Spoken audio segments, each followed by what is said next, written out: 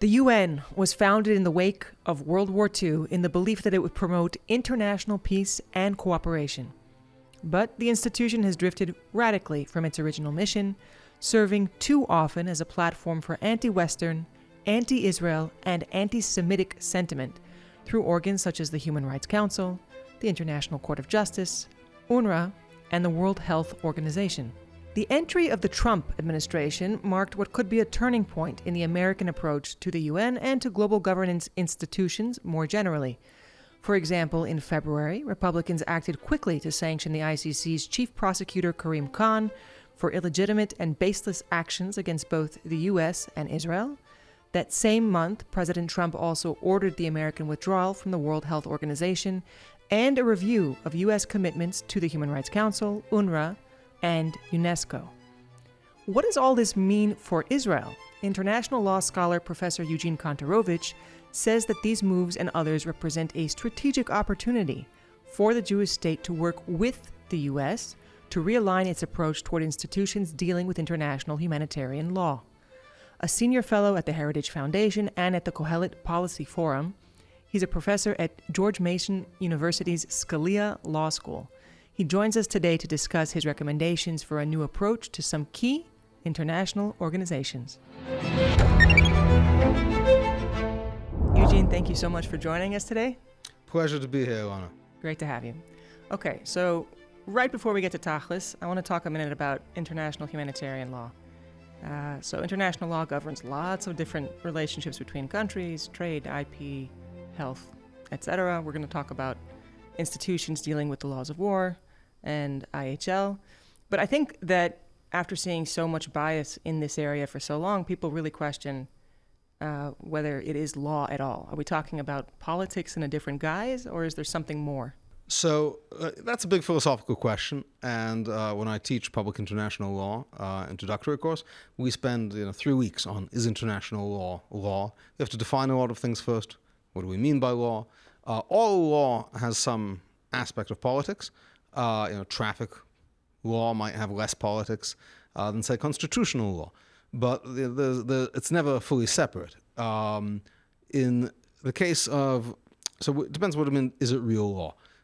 The question is, does it induce compliance by states? And we see, in fact, countries like Israel, Western countries, devote massive amounts of effort and resources to trying to comport with what they see as the rules of international law.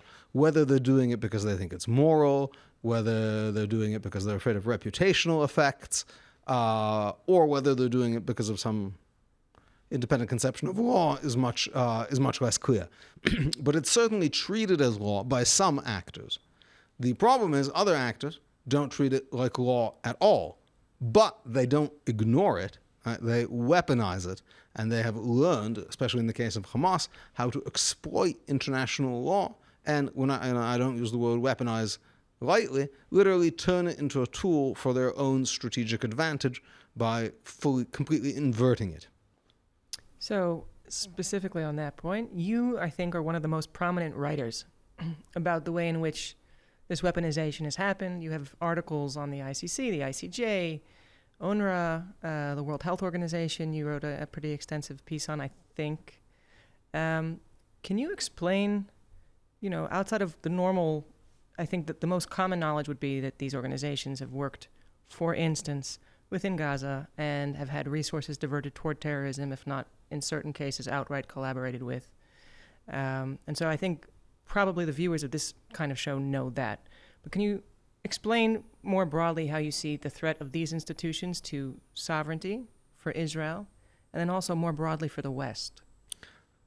So each of these institutions poses somewhat different challenges, and they are each different somewhat in nature.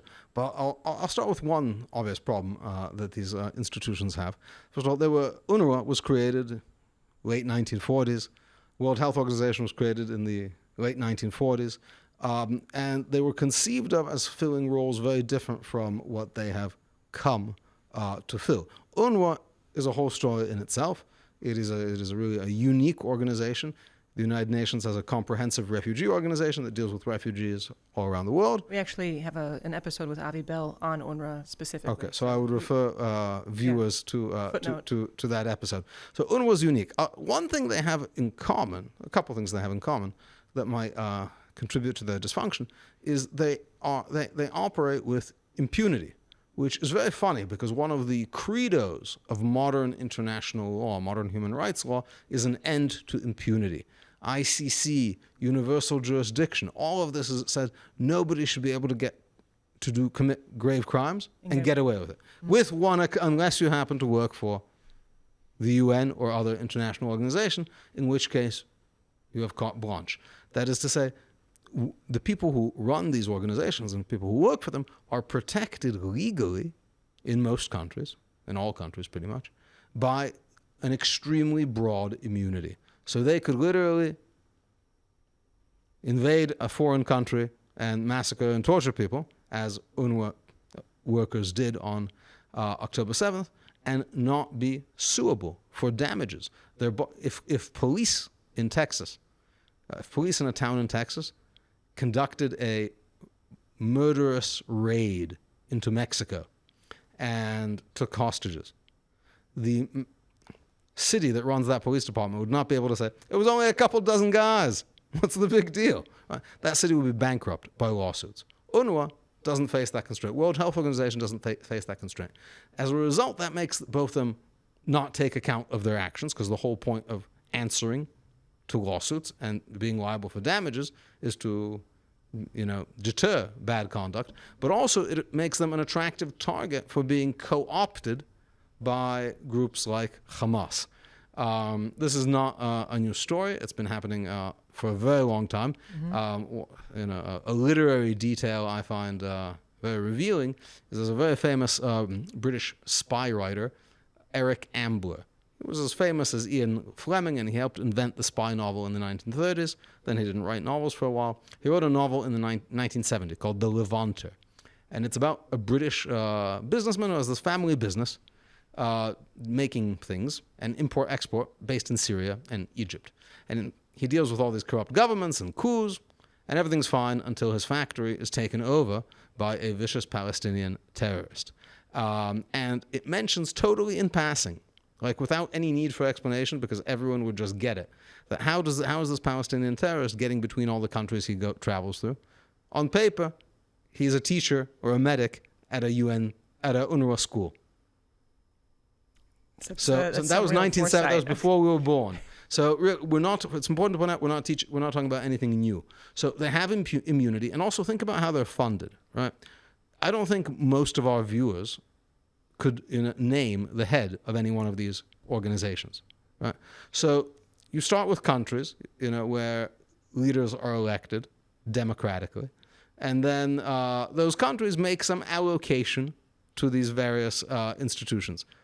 Already transparency has disappeared, right? How much, who's giving, what's being given for. Then these institutions hand it out again to other groups. In Gaza, typically Hamas. No one really can see through so many levels of bureaucracy. And so it's very hard to hold them accountable. It's legally hard to hold them accountable, politically hard to hold them accountable. And as a result, they act unaccountably. You've actually reminded me, when I was in law school, I worked on the Hill for a bit, and I had the chance to at least draft, a bill. I'm not sure that it was even ever introduced, but it went through a certain internal vetting process. And the bill was meant to secure the aid that the United States was distributing to Gaza and other areas where you had significant terrorist penetration. And there was a lot of kickback from within the executive branch, because it would severely complicate how the aid was being distributed to check it appropriately. Something that we can open another time. So we've talked about immunity, we've talked about funding. Just explain for a moment, where does the immunity come from? Okay, so it comes from typically international law has a concept of sovereign immunity. So countries, you cannot sue them for money damages with certain narrow exceptions. International organizations have sort of borrowed that immunity, and most countries, or countries that join these organizations by statute, will give them something like the immunity that countries possess. But in our case, and so take America, that's the case. There's a law that gives them immunity, and it's very broad. But even a foreign country can be sued if it participates, if it supports, if it's an accomplice in terrorism. So that is, in fact, how you have these lawsuits against Iran, North Korea, Libya for supporting terrorist groups. This is how American terror victims recover in American courts, because foreign immunity is very broad, but it's not universal. International organizations, really by a fluke of legislative drafting. Again, they wrote the statute in 1945. Things looked so different in 1945. The United Nations was really just like a Rorschach test of, hopes for the future of mankind. And certainly no one anticipated that UN groups would be invading countries, murdering, raping, and taking hostages, as in fact their workers did, and they have been complicit in. So it does not have this exception for supporting terrorism. Now, just last week, Senator Ted Cruz has introduced a bill in Congress called the Liable Act that would fix this disbalance, this lacunae, this oversight that whereby sovereign countries, which are the top-level actors in the international system, have less immunity than international organizations that are created by the sovereign countries. And I think that would be a crucial step for improving the functioning of these organizations, because now they won't be able to basically transfer the costs of their bad management to innocent victims. Just for kicks, liable is an acronym. Do you remember what it stands for? I actually do not remember. Something aiding, abetting, no, I don't. It's one of those funny statutory acronyms. I would urge people to Google it. Do you think it'll pass? It's a good question. Look, this law is very narrow. It only does one thing. It does not remove the immunity of international organizations. It says only to the extent that they materially support designated foreign terror groups, they can be sued by American victims for the damages that result. Hopefully, I'm very confident all the Republicans will support it. Hopefully, the Democrats in the Senate will not see the ability of international organizations to murder, kill, and pillage with impunity as a hill that they want to die on and filibuster. If, however, they do, there are still other ways of getting rid of their immunity, because the president can take away the immunity of any of these organizations by executive order. So I think and he could do that far more broadly than the statute. The statute only takes away immunity when they participate in terrorism. Right. By statute, by executive order, the president could just take all of UNRWA's immunity, all of the ICRC's immunity away. Which, also there's other things to sue them for. There's all the large wave of lawsuits against UN peacekeepers that have sort of clogging up the courts, but being dismissed because of immunity based on sex crimes in Africa. There's massive problems with that. And so we could go really much further than this limited law, and there'd be more pressure to do that if the Democrats filibuster. So I know that this is not the full extent of the sort of list of things that you'd like to talk about today, but I just have one more question. Let's say that you strip immunity for having supported or participated in a terrorist activity. You bring the suit, and a judgment is awarded. Enforcement, do you foresee complications with enforcement? So that turns out to be a big problem in suits against foreign countries, because most of these foreign countries, like Iran, they held certain assets in the United States, but those have already been long since exhausted. Or they don't really hold assets in the United States, like North Korea. The great thing about these international organizations is they, in fact, do have assets in the United States, because UN organizations, the UN is based in New York. World Health Organization has one of its regional offices in Washington. ICRC has a big office in Washington, and they participate in the U.S. banking system. We know that J.P. Morgan is the banker for UNRWA. So they're not putting their money in the first Hamas bank of Gaza. They want their money to be taken care of. Mm-hmm. So I think there would in fact be assets, and we could see American citizens and their families who are victims of terror actually getting judgment damage recoveries against these organizations. And there are lawsuits already on. There are a couple. There is one lawsuit by terror victims against UNRWA that was filed USA. before this bill was introduced. Biden administration came in. It's against UNRWA. Biden administration came in and said it's our position that UNRWA enjoys immunity.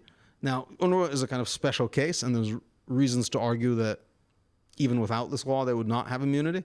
So now the Trump administration is reconsidering that position, and they may independently conclude that UNRWA does not have immunity because it's a unusual organization. Okay, so let's expand the conversation a bit. You have a whole series of other steps that I think some of which the United States has already taken, and others that you would recommend be taken in a realigned approach to these institutions, to these international institutions. Can you explain more? So I think I'd start by saying, in a sense, in fairness to these institutions, I don't feel like hostility towards them. They're not necessarily bad, with the exception of UNRWA. UNRWA is bad. These things were created in a different world in 1945. They were created when the United Nations had 50-some members, right? It has now 190-some members. And the world has changed in many ways. These organizations are not really capable of constitutional change because their constitution is a treaty signed by 190-something countries, which makes it essentially unchangeable. So at some point, when you have this international institutional architecture, it's actually easier to throw it out and get a new one than to actually fix it, especially since they don't really have incentives for letting themselves be fixed. Now, the primary avenue people look at for UN reform, for example, is defunding. I think defunding is important, but it's limited because one president defunds, the next president funds, and so the cycle continues, and we've already been through that merry-go-round a few times. So for them, it's essentially just a liquidity issue. I think, so you have to, so the United Nations really, and many of these organizations like the ICC and ICJ, were really created to be able to weather the storm, to be independent, to be unaccountable, to not be able to be at the prerogative of sovereign countries. As a result, reforming them is not simple. But you have to look where there's leverage points. So there's certain agencies that you can quit outright, that a country can quit. So UNRWA, you can't quit UNRWA. UNRWA is created by the General Assembly. They would have to shut it down. They're never going to do that. Things like the World Health Organization, one can quit, and indeed President Trump has already said he's quitting it. UNESCO, one can quit. President Trump quit last term. The Trump administration is considering now whether to quit. So I think it's important to focus on exit, because it's real and it's in many ways potentially permanent. And getting back in is much harder than, at least in the United States constitutional system, harder than refunding. So that's an important focus. And then there's institutions that are a lot has built up over the years. Right? Take the ICJ. Israel is now being prosecuted, let's say, tried, accused of genocide in the ICJ, based on a jurisdictional provision it put in a treaty in the early 1950s, in the Genocide Convention. Right. It took them 70 years to pervert that provision. Right? It wasn't causing any harm for 70 years. But now the only way to deal with it is to actually exit these treaties and potentially rejoin them with jurisdictional reservations like the United States has done. And the same for the United States. The United States is regularly brought into The Hague under treaties that they basically forgot that they signed. And that's a problem with treaties. They just never go away, and they're not really amendable easily. So it's time, I think, for a comprehensive review of ICJ jurisdictional treaties, other kinds of treaty commitments, to see whether they still make sense, especially in an environment where we know they can be abused and perverted really without any resistance from the judges in The Hague. Okay. I'm just on the question of exit. Do you have a specific list of institutions that you think the U.S. should exit? It's not a specific Because list. it's involved, obviously, in many Right. WTO, IMF, and there are institutions that I think are more problematic, and also institutions that maybe are less problematic, but give far less bang for the buck of U.S. interests. And there's some institutions I think that should be really quit on their own, because of their own deeds, as it were, like UNESCO, which President Trump previously quit. And others, as a pressure point, right? There are not that many pressure points. There's really no way to get the Secretary of the General of the United Nations to listen to the President of the United States. And one has to focus with the tools that one has. Exit happens to be a tool and something the UN system sees as bad because they consider, universal participation to be part of the kind of vision that they are aiming for. And what happens following exit?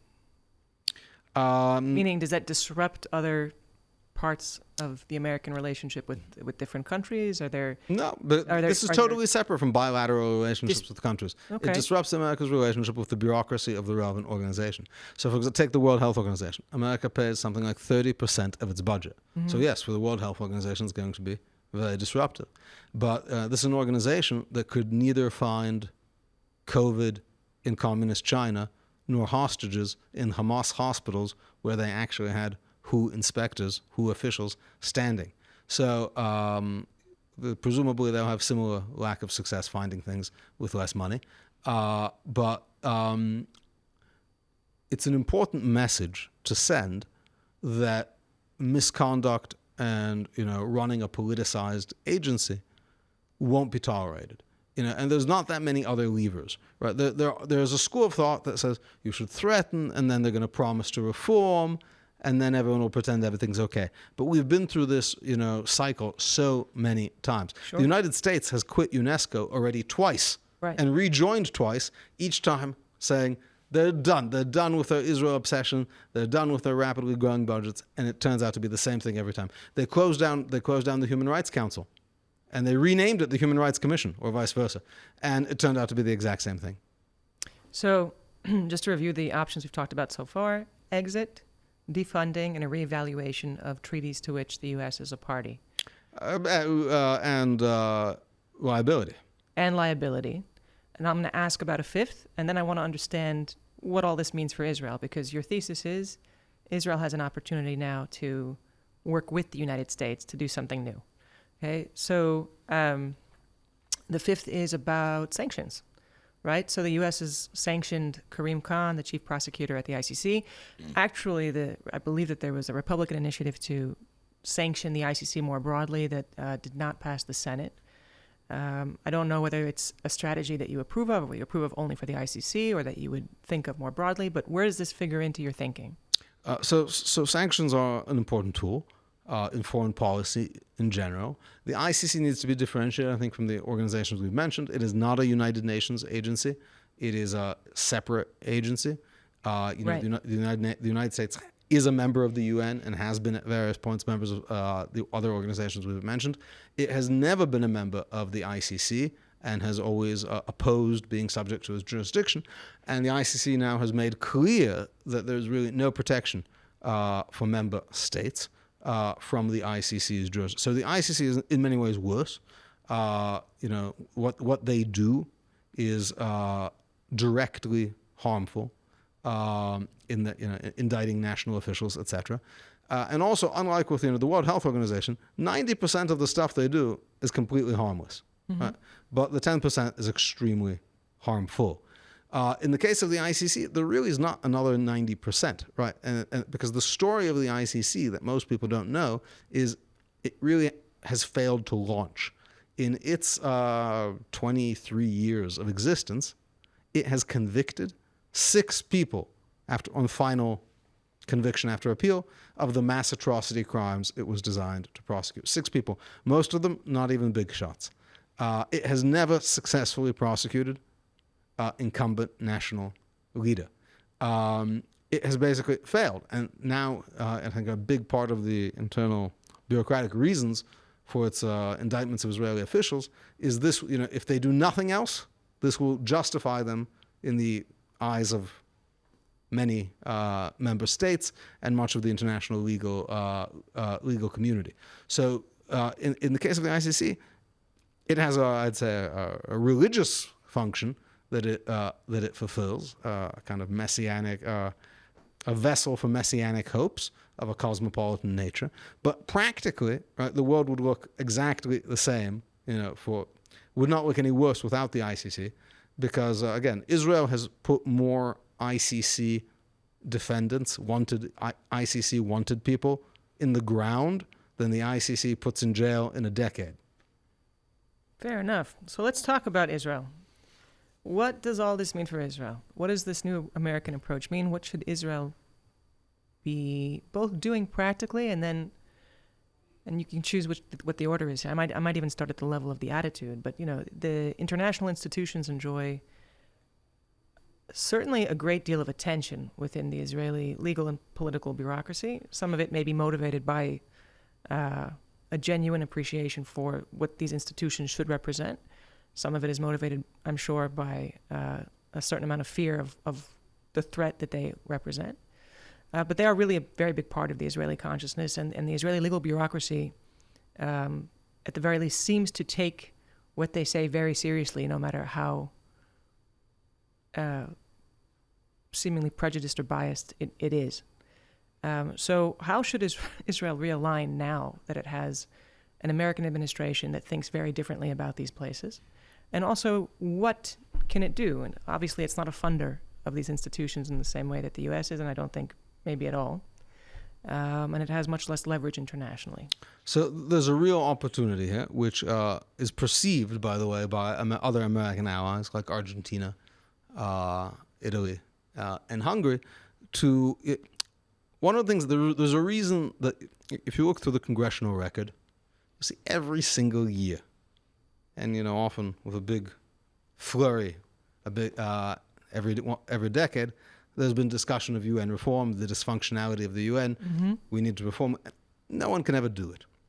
Now there is, I think, a real political moment where President Trump, because he's so iconoclastic, I think because he cares less about settled bureaucratic assumptions, is willing to go further than other presidents before. And for Israel, that is an important opportunity to see the weakening of institutions which I would say are structurally stacked against Israel. Again, maybe they weren't intended to. Everything was different in 1945. Everyone meant good. But we have to look at the way these things are now, right? Institutions get corrupted. The difference is, for reasons that are deep and sociological, when the UN institutions get corrupted, there's this idea we still have to participate. But it need not be like that, by the way. Interpol was taken over by the Nazis in the late 30s because Interpol was based in Vienna. Mm-hmm. That's the International Police Organization, one of the early international organizations, like with the International Labor Organization pre-World War II. So it was taken over by the Nazis, who thought it would be really cool to... taken over means they controlled the agenda. So Western countries, free countries, said, we're going to stop sending our delegates. We're going to stop participating. Now, we'll participate again once the problem is solved. With the UN, for some reason, that has not been a way of thinking. So Israel really needs to encourage this. And Israel can participate in it. So, for example, the United States quit the World Health Organization. Why has Israel not quit the World Health Organization? The World Health Organization, which helped supply Hamas-run terror hospitals in Gaza, which helped provide them with political cover. So, well, why do you think? There's many reasons that are offered by the relevant ministries. There's a sense, I think part of it has to do with a deep Israeli provincialism. There's a sense that we're a small country, surrounded by not friendly countries. So we need to, if there's like some club that sits in Geneva where we can go hang out with other representatives' countries, it means we've finally made it. It means we're been accepted by the world. Now, I don't think it's much acceptance by the world where they let you sit in a chair in Geneva while they're holding your nationals, where while your nationals are being held in hospitals, that they are giving, clean bill of health to, that they're saying there's no Hamas here. Right. I don't think that's much acceptance, but there's that kind of feeling. I think bureaucrats like other bureaucrats, public health bureaucrats like other public health bureaucrats, and they all want to hang out together. This is the law of diplomatic chemistry. Right. So yeah, and there's a Israeli kind of, there's a kind of national parochialism, and there's a bureaucratic parochialism. Those are some of the reasons. And I think there's a halo effect. Why do people send their kids to Harvard? Right? We have the very similar phenomena. Right? Harvard was not started to be a place of holding anti-American, anti-Israel protests. Right. Started to be actually a academy for training young men for the church and for engineering. But the halo effect of the name can last for like a century, which is crazy. And I think also with these international organizations also there's a mistake which I think is often happens in UN reform discussions, of mistaking the familiar with the necessary, right? So let's say, you have a UN organization. They're a little bit like the mob, right? They do some bad things. And they also sponsor like the Saints Festival and a hospital and an orphanage. So who's going to run how can you if the mob's gone, who's going to pay for the orphanage? Some other legitimate business will come in, right? That is to say, there's an idea that the things done and the functions performed by international organizations could not be performed by other less politicized organizations, and I certainly think they can. So let's go back to what Israel can do practically if it abandons some of these ingrained attitudes in some sectors. So we talked about withdrawal from, let's say, the WHO. ICJ jurisdictional treaties. Okay, talk to me more about that. So the ICJ is not a world court. That is a misnomer. The ICJ is an arbitral body, let's say, that only has jurisdiction when the parties agree.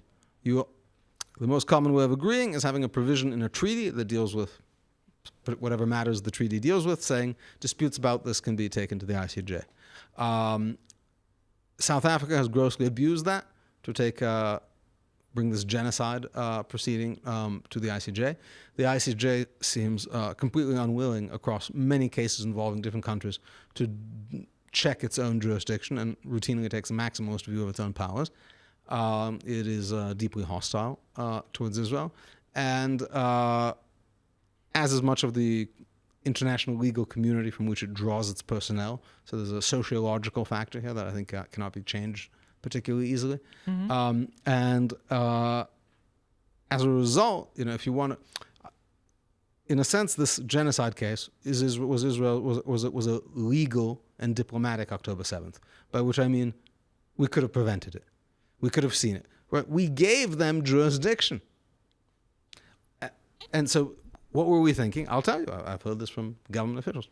Nobody could have thought that they would pervert the Genocide Convention designed, to protect us from a Holocaust, to protect against a Holocaust, to protect, to accuse the Jews of genocide for trying to defend themselves. Okay, so now we should be. Okay, so now we know. So now we need to be much more thoroughgoing. Now there was I think a legitimate reason not to do this under the Biden administration, which is there would be some diplomatic blowback, and maybe for the past year, we did not want to ruffle more feathers than necessary, given that weapons were not even being delivered. But now that that is fixed, I think the time to exit these treaties is now, because in 4 years, the world's going to have moved on, and who quit what 4 years ago? There are going to be other problems, and I don't think there's going to be a diplomatic payback, as it were. Which treaties? I mean, are there particularly important ones? It's not like a podcast discussion. They have long names. All right, we're going to have a non-podcast discussion. Like the Refugee Convention. Okay. They're all nice sounding conventions. But what they do is they say, anytime a country says, Israel's mistreating refugees. Easy to say. Palestinians claim to be refugees. Or America is violating the Refugee Convention for the Trump plan. That will now be a case in The Hague. Okay. Does reevaluating these treaties in any way affect the ongoing proceeding? No. Okay. Prevents future ones. So we talked about withdrawal and reevaluation of treaties. I think there were other things that you mentioned in the context of the states, like the liability question, which you, I think, even co-authored a paper or... I just have an article in the National Review about how the Liable Act works. Not just the Liable Act, but I think maybe it was Russell Shalev that wrote a paper about urging the Knesset to strip liability, immunity from... UNRWA. That was about UNRWA, I think. Okay. And then was it only UNRWA, or is there other international organizations? I think it was UNRWA, because UNRWA immunity is on a even shakier legal footing than other international organizations. Okay. And the defunding question, I think, again, I'm not actually sure of this, but I imagine it's not relevant so much to Israel. No, defunding comes with quitting, right? So do we fund? Everyone pays membership dues to organizations they're members Okay. of. It's just that Israel's assessed contribution is very small. Got it. Relative to the budgets. Right. And also sanctions is not presumably something that Israel can really implement. That's right. All right. Understood. So zooming back out as we come probably almost to a close here. I wonder how to articulate this. But basically, I think people would say, okay, so you withdraw from these organizations, and you had the interesting analogy that you made about the mafia funding orphanages and so on and so forth. You withdraw from the organizations. Is there a reason for an alternative? Is there a reason to try and think of creating something new? Or do you just withdraw and, let's say, rely on bilateral relationships the way that you had mentioned? So it's a case-by-case question. What I would say, people often say, we should get a new organization to replace the UN. So like a UN of democracies or UN of Western states or something like this. I think we should always reframe this question as, what functions is the UN actually fulfilling? What functions is the relevant international organization fulfilling?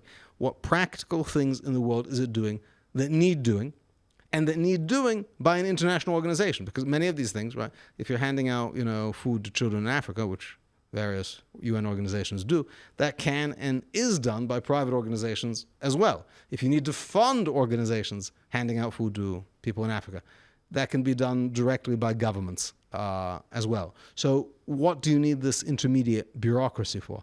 And what is it actually accomplishing? And then try to, if you can identify positive good, think, can that be fulfilled by private organizations, by governments acting, outside of a sclerotic and unaccountable bureaucracy, or in which there may be some functions that don't fall into any of those categories. You might need some new tool to deal with, but I think there'll be very few such functions, and most will see that the UN is these institutions. They do things, but that doesn't mean they're irreplaceable. It sounds like a good place to end for now. Truly appreciate you being here and hope to have you back. Thank you.